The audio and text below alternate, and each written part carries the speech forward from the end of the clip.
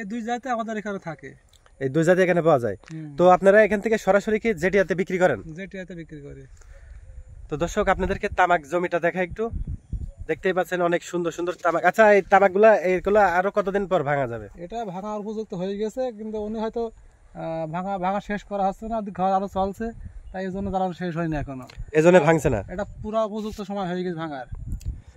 আচ্ছা এই জমির যে মালিক, ইনি কি এই জমিটাই আবাদ করছেন না আরো আছে? না, আরো আরো আছে, এটা আমারই মনে করেন। আচ্ছা আপনার এই জায়গাটার পুরো ঠিকানাটা বলেন। এটা কামিরহাট, কামিরহাট দরগাতলার মাঠ। কামিরহাট দরগাতলার মাঠ। আচ্ছা আপনাদের জেলা? জেলা কুষ্টিয়া, কুষ্টিয়া। থানা? মিরপুর। মিরপুর। তো দর্শক বন্ধুরা আজকে আমরা চলে এসেছিলাম কুষ্টিয়া জেলা, থানা মিরপুর থানা, কামিরহাট গ্রামে। এখানে আপনাদেরকে দেখানোর চেষ্টা করলাম, তামাক চাষির সাথে কথা বললাম এবং তামাক দেখানোর চেষ্টা করলাম। তামাকে কেমন লাভ হয়, কি কি মানে বিস্তারিত আপনাদের জানানো